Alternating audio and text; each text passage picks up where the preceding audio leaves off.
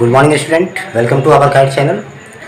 तो आज हम आपको क्लास 12 का इलेक्ट्रोस्टैटिक्स में कूलम्ब्स लॉ पढ़ाने जा रहे हैं। ठीक है, ये क्लास 12 का बहुत इंपॉर्टेंट टॉपिक है और इससे सीबीएसई में क्लास 12 में सवाल आया करता है, श्योर सवाल इससे आता है। तो सबसे पहले बताते हैं हम आपको इलेक्ट्रोस्टैटिक क्या होता है, इलेक्ट्रोस्टैटिक फोर्स क्या होते हैं। ठीक है, तो इलेक्ट्रोस्टैटिक फोर्स बोला जाता है, इलेक्ट्रोस्टैटिक मतलब चार्ज एट रेस्ट, स्टैटिक्स मतलब क्या होता है आपका रेस्ट। तो हम लोग दो चार्ज के बीच में, स्टैटिक्स चार्ज के बीच में, पॉइंट्स चार्ज के बीच में क्या करते हैं, फोर्स जो निकालना है, आइदर ये फोर्स अट्रैक्टिव नेचर का हो या फिर रिपल्सिव नेचर का हो। तो ये फोर्स निकालने का तरीका हमारे पास क्या है, दो चार्ज के बीच में अगर फोर्स निकालनी हो तो हम लोग को कूलम्ब्स लॉ को याद करना होगा। ठीक है, तो आज हम लोग देखेंगे कूलम्ब्स लॉ, फिर इसका हम लोग ये देखेंगे representation of Coulomb's law in the vector form क्या होता है। तो सबसे पहला क्या कहता है कूलम्ब्स लॉ, देखिए कहता है कि force between two charges is directly proportional to product of charges. तो force between two charges, suppose force है between two charges is directly proportional to product of charges. ठीक है, और ये कहता है कि force inversely proportional to square of distances between them, मतलब कि Coulomb's law inverse square law को फॉलो करता है। इसलिए हम लोग लिखते हैं कि force inversely proportional to square of distance between them. ठीक है, तो ये हो गया आपका कूलम्ब्स लॉ। अब हम दोनों चीज़ को अगर ऐड करते हैं, ठीक है, दोनों इक्वेशन 1 हो गया और ये इक्वेशन 2 हो गया सपोज, तो देखिए हम लोग को क्या मिल रहा है। तो हम लोग लिख सकते हैं इसको कि इस तरह से कि फोर्स क्या है, F इक्वल टू ये कांस्टेंट का साइन हटाएंगे, प्रोपोर्शनलिटी का साइन हटाएंगे, तब क्या आएगा Q1 और Q2 बाई ये R स्क्वायर हो जाएगा। ठीक है, तो ये जो देख रहे हैं ये मैग्नीट्यूड ऑफ चार्जेस है, Q1 एंड Q2 क्या है, प्रोडक्ट ऑफ चार्जेस है, और ये है ये आपका R क्या है, distance between the charges, separation. Suppose ये चार्ज हम देख रहे हैं प्लस Q है, मतलब कि ये भी प्लस Q हो सकता है, आपका माइनस Q भी रहे, ये माइनस Q है, हो सकता है प्लस Q रहे और माइनस Q रहे। ठीक है, तो ये इसका जो आएगा, इसका जो फोर्स निकल के आएगा, कैसा फोर्स आएगा, कैसा नेचर होगा फोर्स का, रिपल्सिव नेचर का ये फोर्स होगा। ठीक है, रिपल्सिव नेचर का फोर्स होगा।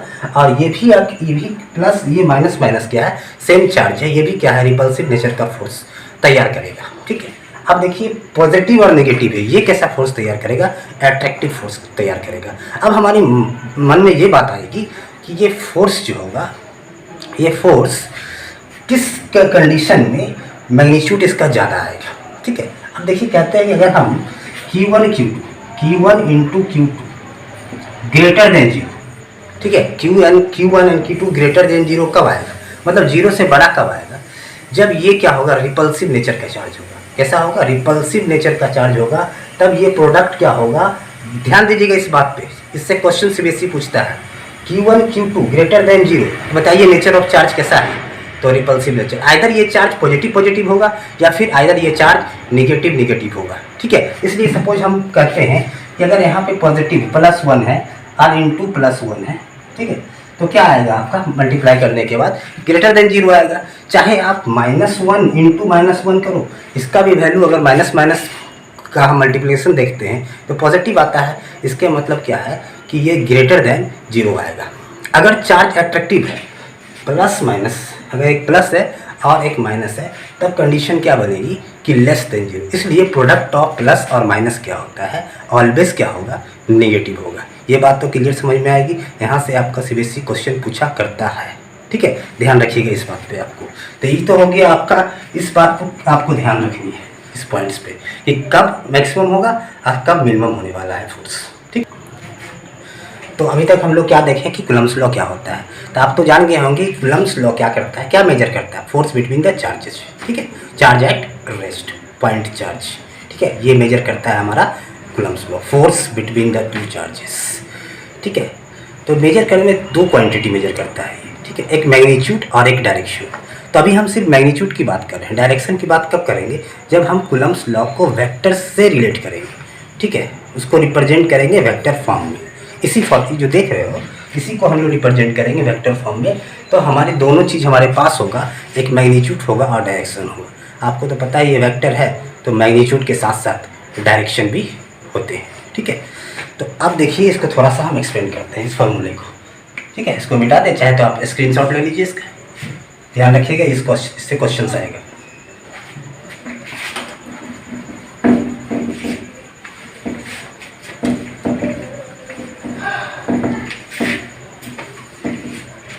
तो देखिए क्या कहता है, ये फोर्स है, फोर्स वेक्टर इक्वल टू के Q1 Q2 by R square, ठीक है।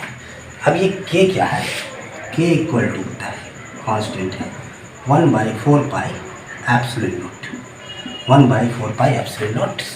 अब हम लिख सकते हैं इसको कि this equal to 1/4 epsilon not into Q1 Q2 by R square, ठीक है। और ये एप्सिलॉन नॉट, मेन बात करेंगे चर्चा हम इसका एप्सिलॉन नॉट का चर्चा करेंगे। एप्सिलॉन नॉट, एक एप्सिलॉन नॉट का जो वैल्यू होता है आपका होता है 8.85 into 10⁻⁻12 coulomb square Newton inverse और मीटर इन्वर्स 2, ये होता है आपका, ये वैल्यू आपको ध्यान में रखनी है, ठीक है। और इससे ये भी पता चल रहा है कि अगर इसका वैल्यू बढ़ जाए, ठीक है, ठीक है, इसके वैल्यू पे ये डिपेंड कर रहा है, ठीक है। इसका ये क्या है, आपको लिख देते हैं ई नॉट इक्वल टू आपका इलेक्ट्रिकल परमिटिविटी इन वैक्यूम, फिर इसको एयर भी बोलते हैं, इसका ये भी नाम है, इसका दूसरा नाम क्या है, इसका नाम दूसरा नाम क्या हो जाएगा आपका, ठीक है। आप ध्यान रखिए e naught equal electrical permittivity vacuum और एयर, ठीक है। ये हो गया आपका ई नॉट का, ठीक है। सपोज कहिए कि ये एक दूसरे के साथ इन्वर्स रिलेशन बनाएगा, ये आगे हम आपको इसका बताएंगे कि ये एक दूसरे के साथ इन्वर्स रिलेशन बनाने वाला है। तो ये फाइनल आपका फार्मूला बन के ये निकला है। अब थोड़ा सा बात कर लेते हैं कि ई नॉट, इसका न्यूटन, इसका जो यूनिट है आप ये ध्यान रखिएगा, इसका यूनिट ये चीज़, ये जो इसका यूनिट है ये वाला, ठीक है। ये पूछा करता है इसका यूनिट को, कूलम का स्क्वायर न्यूटन इन्वर्स और मीटर इन्वर्स 2। हाँ, तो देखिए हम लोग बात कर रहे थे इलेक्ट्रिकल परमिटिविटी का, ठीक है। तो ई नॉट, तो यहाँ पे हम लोग देखेंगे कि आपका ओवरऑल जो वैल्यू आएगा, ओवरऑल वैल्यू, जैसे कि हम भी लिख सकते हैं कि F आपका F equal to F factor equal to के की जगह पे लिखेंगे 1/4 epsilon not into Q1 Q2 by R square. इसके पूरे जो वैल्यू होगा, एयर की ई नॉट कह रहा है electrical permittivity in air vacuum में, इसका मतलब ये है कि इसका अगर डिफाइन किया जाए कि व्हाट इज इलेक्ट्रिकल परमिटिविटी, तो इलेक्ट्रिकल परमिटिविटी को हम लोग डिफाइन करते हैं कि it is the property of medium, ठीक है, टू ओवरकम इलेक्ट्रिकल फोर्सेस, या फिर इलेक्ट्रिकल फोर्सेस को जो फोर्स बिटवीन टू चार्जेस है उसको क्या करता है, ये अपोज करता है। एक तरह से बोल सकते हो रेजिस्टेंस का काम कर रहा है, अपोज कर रहा है, ठीक है। तो जो सबसे ई नॉट जो है, सबसे आपका इलेक्ट्रिकल परमिटिविटी का वैल्यू क्या होता है, एयर में सबसे कम होता है। सबसे कम कहाँ होता है इसका, एयर में। अगर चार्ज को हम एयर में रख दें तो सबसे कम होगा, और अगर एक सबसे कम ये होगा तो फोर्स क्या होगा, फोर्स बिटवीन टू चार्जेज बढ़ जाएगा, कहीं ये तो कम हो जाएगा। एयर में क्या होगा, इसका वैल्यू सबसे कम होने वाला है, मतलब कि सबसे कम अपोज मिलेगा चार्ज को, मतलब सबसे कम रेजिस्टेंस मिलेगा चार्ज को। दो चार्ज के बीच में जो रेजिस्टेंस या अपोज जो दो चार्ज के बीच में जो अपोज होगा, तो वो सबसे कम कहाँ मिलेगा, एयर में। और उसकी वजह से क्या होगा, फोर्स ज़्यादा निकल के हमारा आएगा। यही कहता है इलेक्ट्रिकल परमिटिविटी, ठीक है, इन एयर। अब किसी चार्ज को हम मीडियम में रख दें, चाहे आप ऑयल में रख दो, तो वाटर में रख दो, किसी चीज़ में रख दो, क्रिएशन ऑयल में रख दो, तो क्या होगा कि यहाँ पे अपोजिंग जो अपोज होगा, ठीक है, उसकी जो अपोज करने की प्रॉपर्टी होगी, क्या होगा, वो बढ़ जाएगा। मीन्स इलेक्ट्रिकल परमिटिविटी बढ़ जाएगा किसी भी मीडियम में, ठीक है, एयर की तुलना में क्या होगा, बढ़ जाएगा। और एयर के रिस्पेक्ट में अगर हम किसी चीज़ का निकालते हैं इलेक्ट्रिकल परमिटिविटी, तो उसी को बोलते हैं रिलेटिव इलेक्ट्रिकल परमिटिविटी। ठीक है, वो हम आपको इक्वेशन बना के दिखाने वाले हैं। ठीक है, वो जो आपका आएगा ER जिसको बोलते हैं relative electrical permittivity, E note हो गया आपका electrical permittivity in air and EM हो गया किसी मीडियम में। तो अब देखिए हम लोग आपके लिए बात करने वाले हैं कि आपका ये F इक्वल टू हो गया। अभी तक तो आप लोग को सारी बात क्लियर हो गई होगी कि E नोट क्या है। E नोट बड़ा ही आसान सा चीज़ था, आपका ये प्रॉपर्टी है, ठीक है, मीडियम का। It is the property of medium which opposes electrical forces. Clear, oppose करता है। ठीक है, वो डिपेंड करे कहाँ पे ज़्यादा रेजिस्टेंस मिल रहा है, कहाँ ज़्यादा अपोज कर रहा है, वो डिपेंड करेगा किस मीडियम में आप चार्ज को रखे हो। सबसे कम अपोज होगा, ठीक है, सबसे कम अपोज होगा एयर में, और सबसे ज़्यादा फोर्स ऑपरेट होगा कहाँ पे, एयर में। इसलिए कि F जो है आप देख रहे हो कि इसके साथ इन्वर्स रिलेशन बना रहा है, इसके साथ इन्वर्स रिलेशन बना रहा है। अब हम आपको लिए चलते हैं इसका डायमेंशन किस तरह से निकालेंगे। यूनिट तो आपको पता चल गया, यूनिट भी निकाल सकते हैं, लेकिन चलिए यूनिट अगर निकालने का क्या तरीका है, आप इधर से भी यूनिट निकाल सकते हैं और डायमेंशन के। चलिए पहले यूनिट ही निकाल लेते हैं इसका यूनिट। तो लिख सकते हैं यूनिट निकालने के लिए क्या करेंगे हम कि आपका Q1 Q2 by E not into R square बराबर क्या है, F वेक्टर। ये चलिए F रन लीजिए आप। तो अगर हम यूनिट निकालना इसका चाहते हैं तो क्या होगा, लिख सकते हैं ये F हो गया आपका, F E not into F into R square equal to Q1 into Q2। तो E नोट बराबर हो गया सीधा सीधी Q1 Q2 by F into R square. ठीक है, तो देखिए यहाँ पे चार्ज क्या हो गया, कूलम, इसके मतलब ये हो गया coulomb into coulomb, coulomb square. Force का यूनिट जानते हैं न्यूटन, इसका जानते हैं मीटर स्क्वायर। तो क्या आ गया, कूलम स्क्वायर न्यूटन इनवर्स और metre inverse two. It is the unit of E not. ठीक है, अब हम बताएंगे आपका कि E नोट का डायमेंशन क्या होता है। ठीक है, ऐसी वर्मा का पहला क्वेश्चन में डायमेंशन की बात किया है, आप देख लीजिएगा जाके। ठीक है, तो यहाँ पे देखिए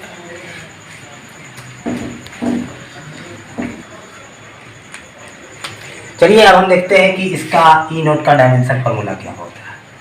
तो E नोट का डायमेंशन फार्मूला क्या होगा आपका, अभी लिखे थे आपका E naught equal to Q1 Q2 by F into R square. ठीक है, तो डायमेंशन सबसे पहली बात है कि डायमेंशन होता है कि आप तो जानते हैं कि फंडामेंटल क्वांटिटी का जो पावर राइज करता है, फंडामेंटल क्वांटिटी का जो पावर जितना राइज कर, मतलब कि फंडामेंटल क्वांटिटी का जो पावर होगा उसी को बोलते हैं हम लोग डायमेंशन। ठीक है, उसका पावर जो आ जाए, जैसे कि मास, लेंथ, टाइम, ये सब क्या फंडामेंटल क्वांटिटी से उसका पावर है। जैसे कि ये करंट है, ये Q है, Q इक्वल टू क्या लिखते हैं आप, IT, current charge equal to current into time. आप क्लास 10th में ही पढ़े, और इसको भी लिखेंगे आपका I इंटू टी। F का डायमेंशन देखिए सारे बच्चे को याद होता है, जो क्लास 12 में होते हैं उसको याद भी रखना चाहिए। निकालने का हम निकाल लेंगे F इक्वल टू MA से, लेकिन आपको ध्यान में रखना चाहिए कि MLT इनवर्स 2 होता है, MLT इनवर्स 2। ठीक है, फोर्स का डायमेंशन आप चाहो तो यहाँ से F इक्वल टू MA करके निकाल सकते हैं फोर्स का डायमेंशन मास इंटू एक्सेलरेशन से, लेकिन हम डायरेक्ट पुट कर रहे हैं MLT इनवर्स 2 इंटू R क्या है, दो चार्ज के बीच का सेपरेशन मतलब कि लेंथ है, तो लेंथ का मतलब L हो गया इसका। अब देखिए क्या आ गया, I स्क्वायर और ये T स्क्वायर, I स्क्वायर और ये T स्क्वायर, ये हो गया M, ये हो गया L स्क्वायर और L क्यूब, और ये हो गया T आपका, ये T इनवर्स 2। इसको भी कर देते हैं, T को हम T लिख सकते हैं। तो I का क्या होता है, एम्पियर। ठीक, I का क्या होगा, एम्पियर। M को ऊपर ले जाते हैं, लिखते हैं M इनवर्स 1। ठीक है, और ये L क्यूब हो गया, L इनवर्स क्यूब, और ये -2 ये आएगा, T का पावर क्या हो जाएगा 4, और I एम्पियर है, एम्पियर का पावर हो जाएगा 2। तो it is the dimensional formula of आपका E नोट। ठीक है, तो अभी तक हम लोग क्या देखें, और एक चीज़ है जो इसका पूरे वैल्यू जो बताए हैं कि 1/4 पाई एप्सिलॉन नॉट, इसके फुल वैल्यू जो होता है किस में, एयर में, ठीक है, एयर भी बात कर रहे हैं, बदल सकता है, ठीक है। तो 9 × 10⁻, ये क्या होता है, 9 होता है, 9 × 10⁹ इस पे हम लोग क्वेश्चन को ऑपरेट करेंगे, ठीक है। तो हम लोग अभी तक देखिए क्या पढ़े, इसके बाद आपको बताएंगे अभी डाइलेक्ट्रिक कांस्टेंट क्या होता है, ठीक है। अभी तक हम लोग पढ़े कूलम्ब्स लॉ क्या होता है। तो कूलम्ब्स लॉ आप समझ गए कि इलेक्ट्रिकल मतलब कि फोर्स बिटवीन टू चार्जेस को, static force between to static charges को, पॉइंट चार्ज को ये मेजर करता है। मेजर किस पार्ट में करता है, एक आपका मैग्नीट्यूड देता है और डायरेक्शन। अभी तक सिर्फ मैग्नीट्यूड की बात हो रही है, डायरेक्शन का भी हम बात नहीं किए, ठीक है। तो ये मेजर करता है। आप समझ गए कि ई नोट क्या होता है, ठीक है। ई नोट का मतलब electrical permittivity in free space, मतलब कि वैक्यूम में, एयर में, ठीक है। और उसका आपको ये भी बता दिए हैं कि उसको किस तरह से डिफाइन करेंगे, क्या है ई नोट, एक प्रॉपर्टी है किसी मीडियम का, ठीक है। ये property of the medium to oppose the electrical forces, ठीक है, एक तरह का रेजिस्टेंस प्रोवाइड करता है। तो सबसे कम रेजिस्टेंस कहाँ पे होता है, सबसे कम रेजिस्टेंस होता है, तो सबसे कम अपोज कहाँ पे होता है, आपका एयर में। इसलिए सबसे ज़्यादा फोर्स जो आएगा, तो फोर्स जो आएगा बिटवीन टू चार्जेस, मतलब फोर्स जो निकल के आएगा, ठीक है, तो वो सबसे ज़्यादा अगर हम दो चार्ज को एयर में रख दे, तो किसी वैक्यूम में रख दे तो ज़्यादा फोर्स ऑपरेट करेगा। अगर एक से किसी को मीडियम में रख दे तब वहाँ पे फोर्स क्या होगा, घट जाएगा, ठीक है। वही रिलेशन अभी जस्ट हम आपको बताने वाले हैं, ठीक है। इसके बाद वही बताएंगे आपको हम कि ई एम और ई नोट बराबर जो ई आर होता है, that is called dielectric constant. तो हम देखेंगे अभी कि अब क्या है, रिलेटिव इलेक्ट्रिकल परमिटिविटी, या फिर इसी को बोलते हैं स्पेसिफिक इंडक्टिव कैपेसिटी, या फिर डाई इलेक्ट्रिक कॉन्स्टेंट। अब इसका हमको ज़रूरत क्यों पड़ा, ठीक है, रिलेटिव इलेक्ट्रिकल परमिटिविटी की ज़रूरत क्यों पड़ी, इससे हम ये पता लगाएंगे किसी दूसरे मीडियम का एयर की तुलना में, ठीक है, एयर की तुलना में दूसरे मीडियम का हमको अगर परमिटिविटी, इलेक्ट्रिकल परमिटिविटी फाइंड करना है, तो हम लोग को क्या पढ़ना होगा, आपका रिलेटिव, ठीक है। और ऑब्वियसली किसी मीडियम का इलेक्ट्रिकल परमिटिविटी जो होगा एयर की तुलना में क्या होगा, एयर की रिस्पेक्ट में वो क्या होगा, ज़्यादा होगा, ठीक है, एयर की रिस्पेक्ट में, इसलिए कि एयर का तो सबसे कम होता है। तो ये बताएगा, रिलेटिव का मतलब समझ रहे, कंपेयर हो रहा है, उसकी तुलना में रिलेटिव स्टडी कर रहे हैं हम लोग, कंपेयर कर रहे हैं कि मीडियम का और वैक्यूम के बीच में क्या मतलब कि आपका डेविएशन आ रहा है, ठीक है। वही चीज़ हम लोग यहाँ पे सीखने जा रहे हैं। तो ये चीज़ है आपका E M by E R, इसी को बोलते हैं where E R equal to relative, where E R equal to क्या हो गया, रिलेटिव इलेक्ट्रिकल परमिटिविटी, ये हो गया। अब ये हो गया किसी भी मीडियम में, ठीक है, और ये हो गया आपका एयर, और ये किसी मीडियम में। तो किसी मीडियम का निकालने के लिए ई एम इक्वल टू क्या करेंगे, ई आर इंटू ई नोट, ठीक है। अगर हमारा ई दोनों का रेशियो, ई दोनों का रेशियो क्या है, ई आर है, मान ली ई आर क्या है, वैल्यू दे दिया, ई आर मतलब सपोज रिलेटिव परमिटिविटी आ गया 2, और इसको हम ई नोट से मल्टीप्लाई कर दिए, ठीक है।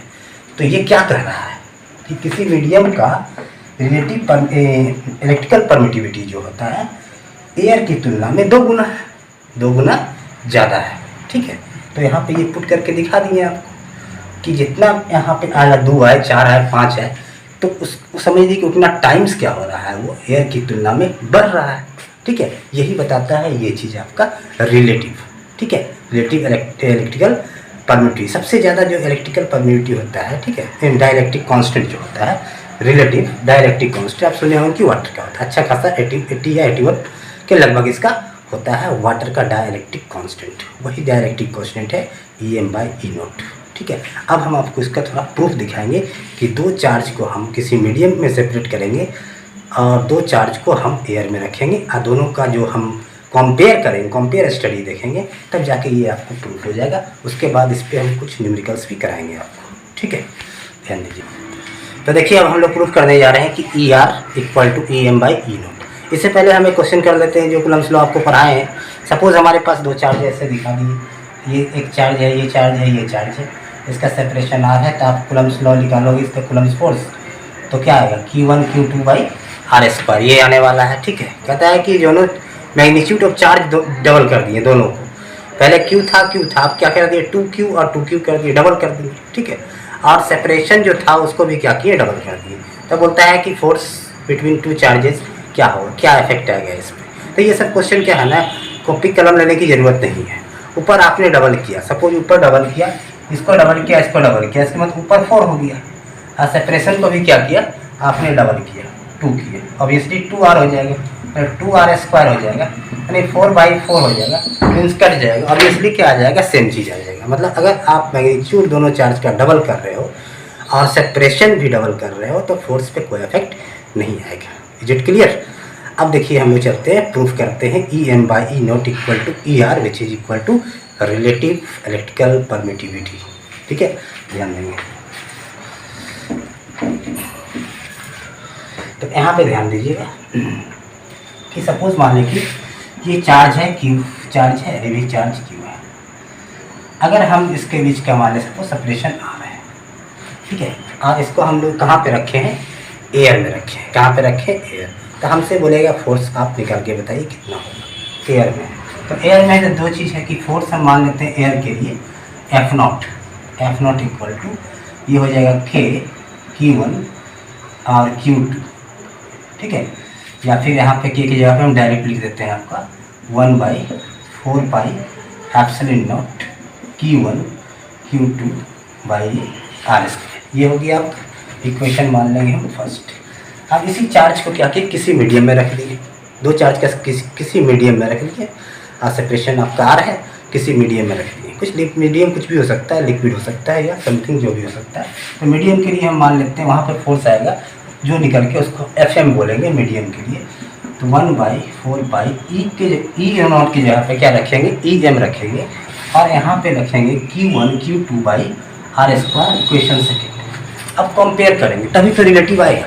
ठीक है, रिलेटिव स्टडी के लिए क्या करना पड़ेगा आपको, दोनों फोर्स को कंपेयर कर देते हैं। मतलब कंपेयर करने का मतलब ये है कि F0/FM इज इक्वल टू आ जाएगा 1/4 pi epsilon not into Q1 Q2 by R square. ठीक है, आप इसको फिर यहाँ पे डिवाइडिंग में लाओगे 1/4 पाई। ठीक है, अब एप्सिलॉन नॉट के यहाँ पे क्या आ जाएगा EM into Q1 Q2 by R square. ये कैंसिल सब कैंसिल होगी। क्या आ गया आपका F0/FM इज इक्वल टू क्या आ गया आपका EM ऊपर चला जाएगा, EM ऊपर जाएगा, EM/E0 इज इक्वल टू, इसी को बोलते हैं EM/E0 equal to ER which is equal to K which is equal to dielectric constant. इसी को बोलेंगे क्या, डाई इलेक्ट्रिक कांस्टेंट। तो हमको क्या ध्यान रखना है, ये सारे चीज़ को, ये चीज़ पे ध्यान रखना है, खासकर इस चीज़ को।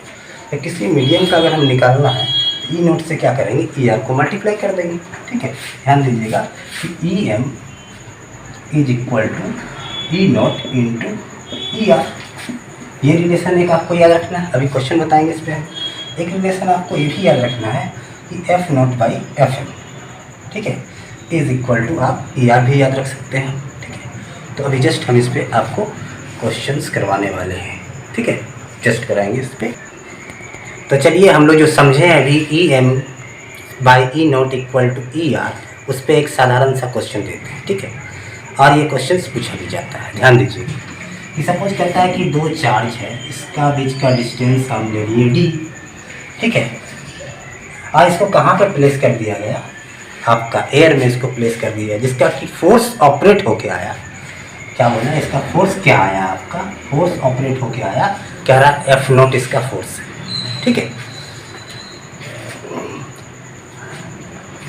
आप इसी चार्ज को अगर हम, या फिर फोर्स F हम कर देते हैं, सपोज F0 छोड़ दीजिए, F कर देते हैं, F0 को भूल जाइए। यहाँ पे हम इसी चार्ज को हम सेम सेपरेशन रखें। ठीक है, सिर्फ मीडियम बदले हैं, नेचर ऑफ चार्ज भी चेंज नहीं हुआ है, सेपरेशन सेम है। ठीक है, मीडियम को ही माने लिक्विड को ले लिए। यहाँ पे सपोज एयर था, यहाँ पे इसको लिक्विड को मीडियम में ले लिए। तो इसका क्या हो गया, इसका जो फोर्स कह रहा है कि फोर्स हो गया F/5 हो गया। ऑब्वियसली क्या होगी, जैसे मीडियम में डालेंगे, पढ़ा के रखे आपको, मीडियम में डालेंगे क्या होगा फोर्स, घट जाएगा, एयर में फोर्स ज़्यादा होगा। पहले F था, F/5 का मतलब क्या है, F से तो कम ही है F/5। तो चलिए हम लोग कहता है इसका हम लोग को डाइलेक्ट्रिक कांस्टेंट खोजना है। मतलब डाइलेक्ट्रिक कांस्टेंट का मतलब क्या खोजना है, रिलेटिव इलेक्ट्रिकल परमिटिविटी की बात कर रहा है, ER की बात कर रहा है, जो आपको ऑलरेडी पढ़ा के हम रखें कि EM/E0 इक्वल टू क्या होता है, ER होता है। ठीक है, या फिर सबसे पहले पूरे फार्मूला लिख देते हैं, F/F इज इक्वल टू क्या होगा, EM/E0 is equal to ER। तो आप इसको और इसको यूज कर दो, ठीक है, तभी जाके आपको, तो F सपोज कि F अगर मान लें कि आप रखे हैं एयर में, तो एयर क्या के लिए क्या कर रहा है, F कर रहा है, एयर के लिए क्या है, F है, और मीडियम के लिए कर रहा है F/4 है, तो इज इक्वल टू ER। तो क्या हो जाएगा, F/F ये हो जाएगा 4 ऊपर ER, इसके मतलब आपका ER का वैल्यू क्या आ गया, 4। ER का वैल्यू, डाइलेक्ट्रिक कांस्टेंट का वैल्यू 4 आया। तो आप इससे समझे क्या, चलिए इसको हम लोग क्या करते हैं, अब रखना खोजते हैं कि EM/E0 इक्वल टू ER। तो ER क्या आया, ER के जगह पे हम लोग 4 रख देते हैं, तो EM क्या आया, 4 × E0। इससे क्या समझे, जो मीडियम का इलेक्ट्रिकल परमिटिविटी है एयर की तुलना में 4 गुना ज़्यादा आ चुका। ठीक है, इज इट क्लियर। ठीक है, एयर की तुलना में एयर। तो देखिए हमें क्वेश्चन दे रहे हैं आपको, इसको क्या करना है, इस क्वेश्चन को आपको ट्राई करना है और कमेंट में डालना है, आप मतलब किस ट्राई कीजिएगा इसको सॉल्व करने का। ठीक है, तो ये दो चार्ज है, इसके बीच का सेपरेशन D है, और यहाँ पे बीच आपका कोई चार्ज है, इसके सेपरेशन D, सेपरेशन क्या है, D। ठीक है, इसमें जो फोर्स निकल के आया, फोर्स इन एयर जो हुई है, फोर्स इन एयर है, F है, और आपको फाइंड करना है कि फोर्स इन वाटर क्या होगा, फोर्स इन वाटर क्या होगा। इसका कि आपका डाइलेक्ट्रिक कांस्टेंट दिया हुआ है, ER दिया हुआ है, डाइलेक्ट्रिक कांस्टेंट आपका वाटर का क्या दिया हुआ है, 81। आपको फाइंड करना है और कमेंट कीजिएगा। ठीक है, इसके बाद हम अभी तक जो बात कर रहे थे सिर्फ और सिर्फ कूलम्ब्स लॉ में हमने मैग्नीट्यूड की बात किया है। इसके नेक्स्ट वीडियो में हम वेक्टर, इस कूलम्ब्स लॉ को रिप्रेजेंट करेंगे वेक्टर फॉर्म में, तब वहाँ डायरेक्शन की बात हो जाएगी। ठीक है, आप इसको बनाइएगा और कमेंट कीजिएगा, फिर शेयर कीजिएगा। ठीक है, उसके बाद थैंक यू।